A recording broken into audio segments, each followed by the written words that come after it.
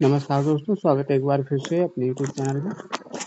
दोस्तों आज हम बात करेंगे GK question UP triple SC PET और आरओ के लिए अत्यंत महत्वपूर्ण क्वेश्चन है। चलिए चलते हैं सीधे हम लोग देर ना करते हुए पहले क्वेश्चन की तरफ। तो हमारा पहला क्वेश्चन है, सिंधु सभ्यता के किस स्थल से घरों के दरवाजों पर नाम प्लेट यानी नेम प्लेट के साक्ष्य प्राप्त हुए हैं? तो नेम प्लेट के साक्ष्य कहाँ से प्राप्त हुए? तो ये जो धौलीवीरा है, धौलीवीरा ये गुजरात में स्थित है। कहाँ? गुजरात में। और यहीं से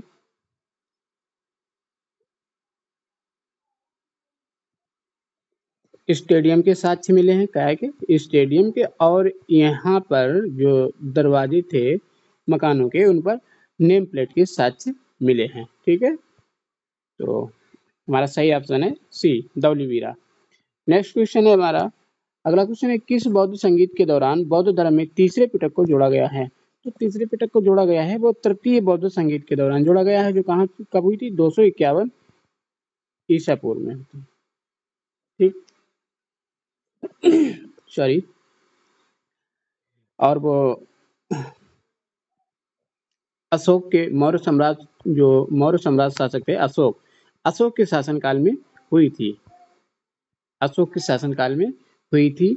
और इसके जो अध्यक्ष की बात करें तो मुगल पुत्र तिष्ट थे। और तीसरा पिटक जोड़ा गया, वो कौन सा था पिटक? वो था अभिधम्म पिटक। तीसरे पिटक की अगर बात करें तो कौन सा था? अभिधम्म पिटक।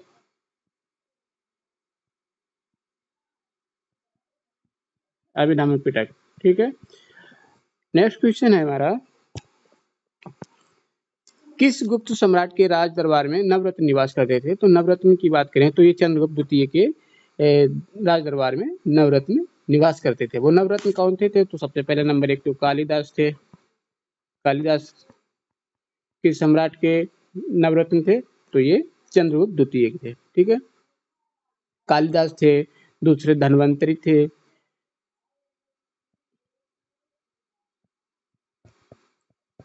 धन्वंतर। तीसरे कौन थे? तीसरे थे छपड़क।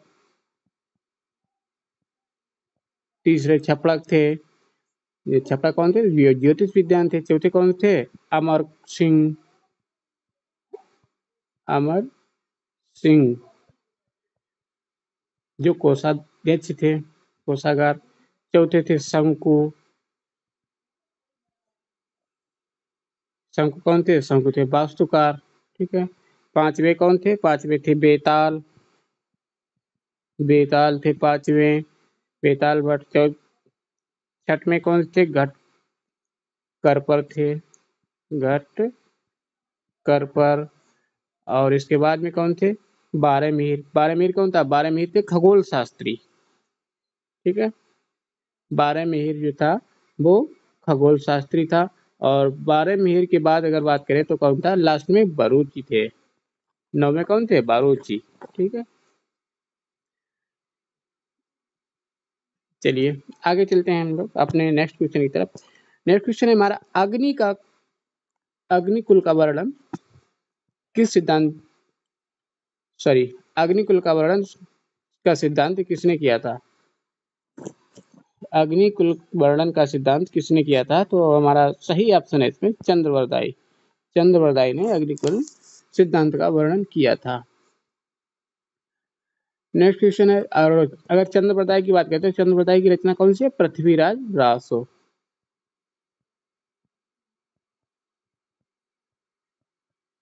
पृथ्वीराज रासो, ये चंद्रवरदाई की रचना थी। नेक्स्ट क्वेश्चन है हमारा, अलतमगा जागीर की शुरुआत किस मुगल शासक ने की थी? अलतमगा जागीर की शुरुआत तो हमारा सही ऑप्शन है जहांगीर। ये जहांगीर ने की थी। और अलतमगा जागीर की बात करें तो क्या होती थी? ये वो होती थी, जो राजा होता था ना, राजा से कोई ज्यादा मेल मिलाप रखता था जो,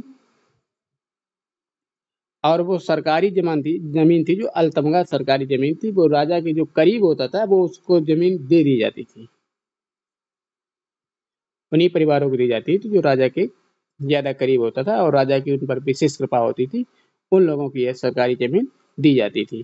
तो ये किसने, ये जहांगीर के शासनकाल में शुरू की गई थी। और इन्हीं के शासनकाल में एक अंग्रेज आया था, कैप्टन हॉकिंस, जहांगीर के दरबार में सबसे पहले। ठीक, नेक्स्ट क्वेश्चन की बात करते हैं हम लोग।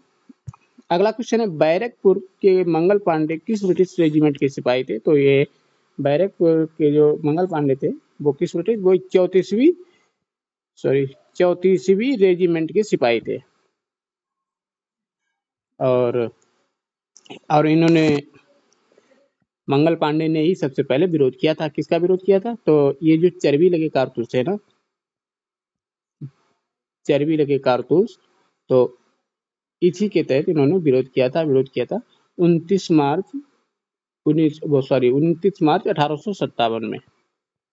29 मार्च 1857 में सबसे पहले मंगल पांडे ने इसका विरोध किया था। और ये सार्जेंट जो था ह्यूरसन, उसी को इन्होंने गोली मार दी थी। ठीक, नेक्स्ट क्वेश्चन है हमारा, गांधी इरविन के मध्य समझौता कब हुआ था? तो गांधी इरविन के मध्य की समझौता की बात करें तो इनका समझौता होता, गांधी और इरविन के बीच समझौता हुआ था 5 मार्च 1931 ईस्वी में समझौता हुआ था। नेक्स्ट है, किन भारतीय क्रांतिकारियों की मां का दर्जा, यानी किन्हें भारतीय क्रांतिकारियों की मां का दर्जा दिया जाता है? तो मां का दर्जा दिया जाता है, वो दिया जाता है मैडम बेगाजी कामा को भारतीय क्रांतिकारियों की मां का दर्जा दिया जाता है। ठीक है, नेक्स्ट क्वेश्चन है हमारा, निम्नलिखित क्रांतिकारी घटनाओं का कौन सा एक सही क्रम है? तो कौन सा एक सही क्रम है? तो सही क्रम हमारा होगा, सबसे पहले कौन आएगा, चौरी चौरा कब हुआ था? 5 फरवरी 1922 में। तो 5 फरवरी 1922 में ये चौरी चौरा की घटना हुई थी। चौरी चौरा की घटना ये थी कि यहाँ पर जो 22 पुलिसकर्मी थे, जिंदा भीड़ ने उन्हें जिंदा थाने में बंद कर दिया था और थाने में आग लगा दी, तो 22 पुलिसकर्मी मारे गए थे। ये चौरी चौरा कांड की घटना हुई थी। और आगे है, बात करते हैं नेहरू रिपोर्ट की बात करें तो ये कब आई थी? ये 28 फरवरी 1928 को। इसका क्या है, 28 फरवरी 1928।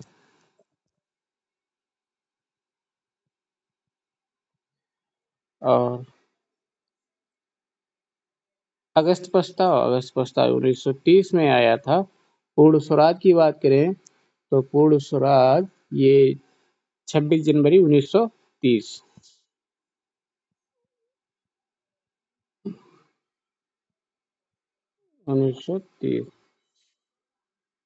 तुम्हारा सबसे पहले क्या था, नेहरू रिपोर्ट, यानी कि तीन तीन की शुरुआत करो, कौन सा है तीन इसमें है कोई?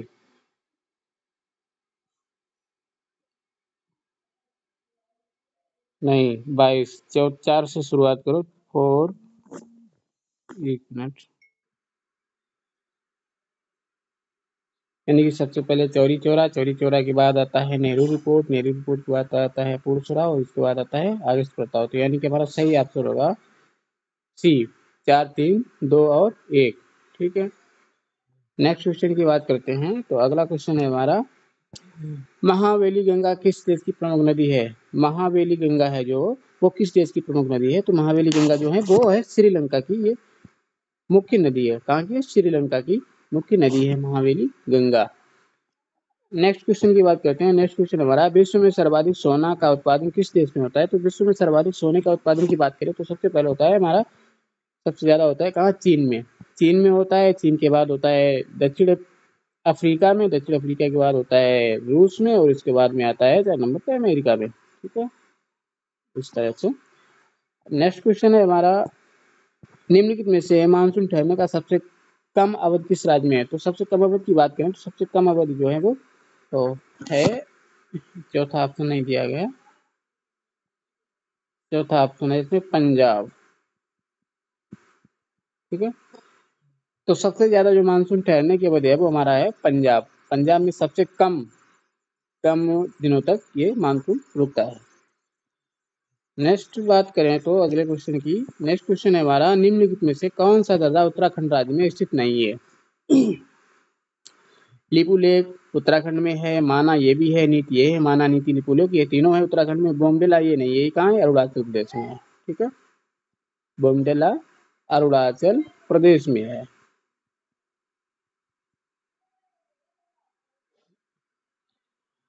नेक्स्ट क्वेश्चन की बात करें तो नेक्स्ट क्वेश्चन है हमारा, पंचवर्षीय योजना के दौरान कब से कब तक योजना अवकाश रहा था? तो किस पंचवर्षीय योजना यानी कि कब से कब तक योगदान रहा? तो अगर बात करें तो ये 1966 से 1969 तक, ये 3 वर्ष तक ये योजना अवकाश रहा, यानी कि 3 वर्षीय योजना रही थी। ठीक, 1966 से 1969 तक। आगे बात करें नेक्स्ट क्वेश्चन की, तो वर्तमान में भारत में कुल कितनी राष्ट्रीयकृत बैंक हैं? तो भारत में कुल कितनी राष्ट्रीय बैंक है? तो पहले कितनी थी? 14, और अब कितनी रह गई हैं? 12। पहले कुल मिला के पहले थी 19, सारी राष्ट्रीयकृत बैंकों की बात करें तो 19 थी। उसके बाद में अब जो समायोजित कर दी गई है उसके बाद कितनी रह गई है? 12 रह गई है। ठीक है, नेक्स्ट क्वेश्चन है हमारा, महात्मा गांधी ग्रामीण महात्मा गांधी ग्रामीण रोजगार गारंटी अधिनियम यानी मनरेगा की शुरुआत कब से हुई थी? तो मनरेगा की शुरुआत की बात करें तो ये 2006 में हुई थी। महात्मा गांधी ग्रामीण रोजगार गारंटी अधिनियम यानी कि मनरेगा, नरेगा की शुरुआत जो हुई थी वो कब हुई थी? 2006 में हुई थी। आगे बात करें, नेक्स्ट क्वेश्चन है हमारा, किस समिति की रिपोर्ट के आधार पर संविधान में मौलिक कर्तव्यों को जोड़ा गया? तो ये स्वर्ण सिंह समिति के आधार पर मौलिक कर्तव्यों को जोड़ा गया था। स्वर्ण सिंह समिति ये 42वें संविधान संशोधन के तहत संविधान संशोधन के तहत 1976 द्वारा जोड़े गए। 1976 द्वारा, और भाग 4 में ये जोड़े गए हैं। कौन? मौलिक कर्तव्य भाग 4। ठीक, आगे बात करते हैं नेक्स्ट क्वेश्चन की। तो नेक्स्ट क्वेश्चन हमारा, भारत में वस्तु एवं सेवा कर यानी वस्तु एवं सेवा कर यानी कि जीएसटी कब से लागू किया गया था? तो जीएसटी की अगर बात करें तो ये लागू किया गया था 1 अप्रैल 2016 से। जीएसटी की बात करें तो ये कब से लागू किया गया? 1 अप्रैल, सॉरी, अरे सॉरी, जीएसटी पूछा है तो जीएसटी 1 जुलाई 2017 से ये लागू किया गया। नेक्स्ट क्वेश्चन है हमारा, किस अनुच्छेद के अंतर्गत राष्ट्रपति पर महाभियोग की प्रक्रिया चलाई जाती है? तो राष्ट्रपति पर महाभियोग की प्रक्रिया चलाई जाती है वो अनुच्छेद 61 के तहत राष्ट्रपति पर महाभियोग की प्रक्रिया चलाई जाती है, यानी कि संसद का कोई भी सदन 14 दिन पहले ये सूचना देगा, 14 दिन पहले बताएगा कि राष्ट्रपति पर महाभियोग की प्रक्रिया चलाई जाए, यानी कि संविधान के आक्रमण के लिए जो है उस तहत। नेक्स्ट क्वेश्चन है हमारा, ग्राम पंचायत के चुनाव लड़ने वाले उम्मीदवार की न्यूनतम आयु सीमा कितनी है? तो ग्राम पंचायत के चुनाव की लड़ने की आयु सीमा जो है वो है 21 वर्ष है। ठीक है, 21 वर्ष है ग्राम पंचायत के चुनाव लड़ने की उम्र। और वोटिंग की उम्र की बात करें तो वोट देने का अधिकार है वो 18 वर्ष है। ठीक है, 18 वर्ष यानी कि वोट देने, और चुनाव लड़ने की 21 वर्ष। नेक्स्ट क्वेश्चन है हमारा, राज्य के नीति निर्देशक तत्वों का किस देश के संविधान से लिया गया है? तो राज्य के नीति निर्देशक तत्वों की बात करें तो ये आयरलैंड से लिए गए हैं। नेक्स्ट क्वेश्चन है हमारा, स्वतंत्र भारत के सर्वोच्च न्यायालय के प्रथम मुख्य न्यायाधीश कौन थे? तो प्रथम मुख्य न्यायाधीश की बात करें तो हीरालाल जे कानिया थे, हीरालाल जे कानिया। अगला क्वेश्चन है बृहत स्नानागार के साक्ष्य कहाँ से प्राप्त हुए हैं? तो बृहत स्नानागार के साक्ष्य की बात करें तो ये मोहनजोदड़ो से प्राप्त हुए थे, जिसकी लंबाई कितनी थी? सही, जिसकी लंबाई थी 11.88 मीटर और चौड़ाई थी 7.01 मीटर। ठीक, नेक्स्ट क्वेश्चन की बात करें तो अगला क्वेश्चन है हमारा, किस शासक को शिलालेखों का जनक कहा जाता है? तो शिलालेखों का जनक कहता है मौर्य सम्राट अशोक को शिलालेखों का जनक कहा जाता है। अगला क्वेश्चन है हमारा कि भारत छोड़ो आंदोलन के दौरान समानांतर सरकार का कहाँ पर गठित हुई थी? तो समानांतर सरकार की बात करें तो बलिया में गठित हुई थी। भारत छोड़ो आंदोलन कब हुआ था? 1942 में, और बलिया में ये समानांतर सरकार गठित हुई। इसका नेतृत्व कौन कर रहा था? चित्तू पांडे कर रहे थे बलुआ में, चित्तू पांडे। ठीक है, तो दोस्तों ये थे मेरे क्वेश्चन। अगर आपको हमारा क्वेश्चन सही लगे तो हमारी वीडियो को लाइक कर दीजिए, और जो भी अगर गलती है तो उसको कमेंट करके बता दीजिएगा। ठीक है, मिलते हैं नेक्स्ट वीडियो में, तब तक के लिए धन्यवाद।